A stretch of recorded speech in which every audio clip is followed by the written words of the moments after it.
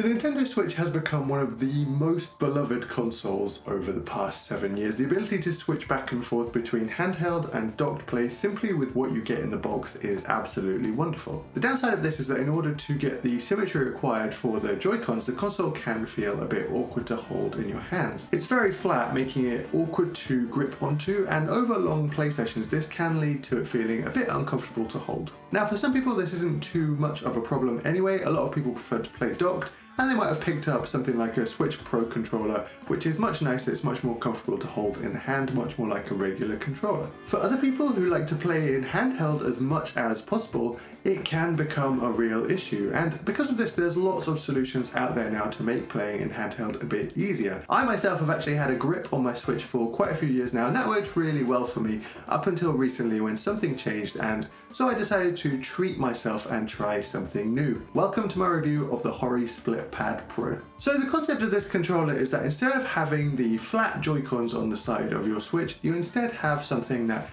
can be a different size and shape and allows you to take advantage of that to really have something to grip onto and hold comfortably. These controllers wouldn't act as standalone single Joy-Cons, they would stay attached to the Switch, and because of this that need for symmetry is gone, and so you can have something which is shaped much more like a normal controller. It's got some grip on it and it's much easier to hold, especially for longer play sessions. Alongside that they've also switched up the buttons and the joysticks. The joysticks are much bigger now. This is a bit of a regular complaint with the Joy-Cons, that the sticks feel a little bit small and fragile, and the split pad also has sort of these bigger, mushier buttons compared to the very small clicky buttons on the Joy-Cons. And then just to round off the features, the Hori Split Pad Pro also has a pair of assignable buttons on the back that you can set to be any button that you want, and it also has the ability to activate a turbo mode for sort of these rapid same button presses. So this is all very exciting, but there are a couple of trade-offs. The controllers have to be attached to the Switch. They don't work separately unless you buy an additional attachment, and also the split pad doesn't support things like HD rumble and amiibo scanning functionality. So I am one of those players that likes to play handheld mode over docked mode most of the time, but I do find it difficult to hold the Switch comfortably for a long period of time. And so for a long time now I've used this grip on my Nintendo Switch. I really liked it because it does give that extra purchase for your hands, but at the same time the design of this one is not so bulky that the Switch can't still be docked, and that's what I really liked about this one. You could still dock it in the Switch while the grip was still on. No need to sort of mess around with taking it on and off all the time. Recently though, I did change my setup a little bit just to make things a bit easier for recording gameplay. So my OLED Switch dock is still by the TV, but I also got out my old original Nintendo Switch dock and I've set that up by my computer with my capture card. This did bring up a little problem though, so the original dock and the OLED dock are slightly different sizes, and so while an OLED Switch with a grip on that's designed to fit into the dock does fit into the OLED dock, it doesn't actually fit into the original Nintendo Switch dock. It's kind of annoying having to take the grip on and off every single time, so I wanted to have a look for a different solution, and I'd always been interested in these split pad controllers. And so I finally used this as an excuse to give them a go, and I got these Pokemon design ones, which I think look really cool. So the first thing that I noticed when I got these out of the box was that they were much lighter than I expected them to be, and in fact they were so light that it almost put me off right away, that they sort of felt a little bit cheap because of how light they were. When I weighed them, the Split Pad Pro weighs about 151 grams, and just the two Joy-Cons on their own weigh 100 grams. So initially that does seem like a big difference, half the weight again compared to the Joy-Cons, but just for reference, the grip that I have weighs 85 grams on its own, so the split pad does weigh less than the Joy-Cons combined with the grip, so that is lighter overall. But bear in mind that if you are going straight from Joy-Cons to the split pad, then there will be a bit of a weight difference there, and you might notice that. So I said that the controller almost felt cheap because it was so much lighter than I expected it to be, but actually on using it I don't really think that it feels cheap. The buttons are really good. I like that they're bigger now, and they are mushier than the original Switch ones. They're still a little bit clicky, but at the same time they do have more movement, so they feel a bit nicer to me anyway. And I really do prefer that the joysticks are much bigger on the Split Pad Pro. The original joysticks on the Joy-Cons are really small, and sometimes I can't help but feel like they're a bit fragile, and like if you use them too much you might sort of like break one of them off. That's not the case with the sticks on the Split Pad though. Speaking of fragile, I don't really know if it's just me, but I always noticed that the connection between the Joy-Cons and the Switch itself felt, you know, just a bit wobbly. You could sort of wiggle them when you played, and that always worried me a little bit, like they were fragile and they might snap off. So far these controllers do not have that same wiggle. Now I've only had them for a couple of weeks, so it might be that that wiggle sort of comes back over time, but they do sort of feel like the attachment is designed a little bit differently. Plus the screen now sits deeper into the controller. There's sort of this extra buffer room both behind and in front of the screen, and I actually like this because now it feels like there's even less of a chance that you might drop the Switch onto the screen and crack the screen itself. It feels like there's always going to be another part of the system that hits the floor first. Now one set of buttons that I'm actually not too keen on these controllers are the triggers. They don't really have a lot of movement. They're sort of more like something that you click in rather than something that you pull in, like an actual trigger on other controllers. Now I know that this is very similar to the Joy-Cons themselves and even the Nintendo Switch Pro controller. I get that they're matching the official design from Nintendo,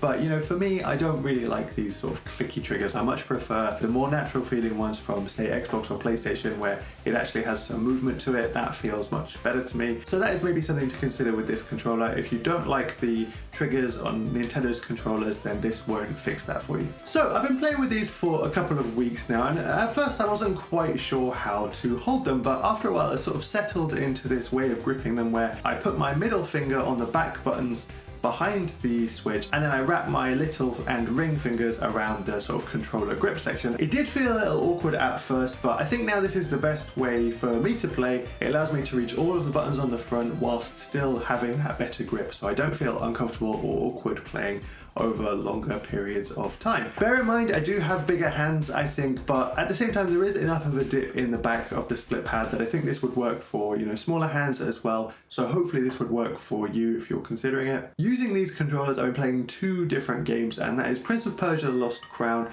and Pokemon Violet. And these are two very different style of games that require sort of different button presses and different timings and things like that. So Pokemon, for example, is quite a slow game normally, and you know, you're not that time restricted. You don't have to worry about mashing buttons quickly or anything like that. But Prince of Persia, on the other hand, the combat and the movement are a lot faster, and you have to be sure that you can press every button that you want to very quickly, and I'm pleased to say that I have been able to keep up. Switching over to this controller doesn't seem to have affected things. There wasn't really any time that I needed to get used to them. I was able to very quickly get back and play these games with these mechanics that need, you know, fast button presses and very quick, rapid button presses. It's also really nice to have an actual D-pad again on a controller that's attached to the Switch. I don't really use this for Prince of Persia, but I do use this a lot for the Pokemon Violet battles. You know, instead of using the joysticks, I use the D-pad to like select moves and things like that, and it is just really nice to have this more natural feeling D-pad back. Now that I don't have a grip attached to my Nintendo Switch, it does fit into both the original dock and the OLED dock perfectly, which was the whole point for me, so I'm really pleased. I was sure it would be the case, but just wanted to confirm for anyone who's interested, yes, with these controllers you can fit it into both docks. And so far this is working much better for me. It's much quicker and easier than, you know, taking the Switch out of the grip all the time. The grip that I had sort of this locking mechanism over the top, which was really stiff, and it was awkward to sort of take on and off all the time, so I much prefer doing things this way. Now there are downsides to this controller, as I mentioned at the start. I think a lot of them won't matter to most people. One of them might be a bigger deal though. So for example, the fact that you can't use these controllers separately, I don't think that'll matter to most people, and it really didn't matter to me. By now I think most people have quite a few different controller options for the Nintendo Switch. You know, they've got different Joy-Cons, a lot of people will have that Pro controller, so I think not being able to use them standalone doesn't matter to a lot of people.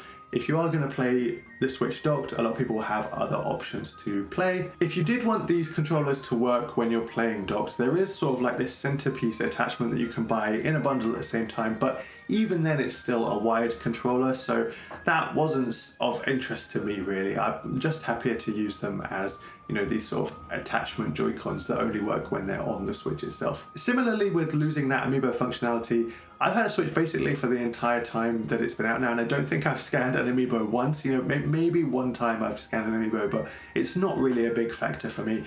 If I ever did want to scan one, then I would just jump back to my Joy-Cons very quickly. I don't think it's a really big downside considering how often most people, I think, scan in amiibos. The biggest downside, I think, though, will be losing that HD Rumble feature. I really like HD Rumble. I think it's really cool when the developers do it well. You know, it really amazed me when it first came out. Granted, though, it's not that often these days that a new game comes out where they use this feature really well, they take full advantage of it. And also, because I had a grip on my Switch for such a long time, Even the games that did have HD rumble were quite muted anyway, because they had to rumble sort of through that grip. So I think in the end it's a trade-off I don't mind making for those reasons. If you do really like HD rumble though, then I think that could be a big loss, so bear that in mind that these controllers do not have any kind of HD rumble. The final two features I've not actually really used, and those are the back buttons and the turbo mode. I've not set up the back buttons. In fact, even on the Steam Deck, which has 4 back buttons, I never really set them up.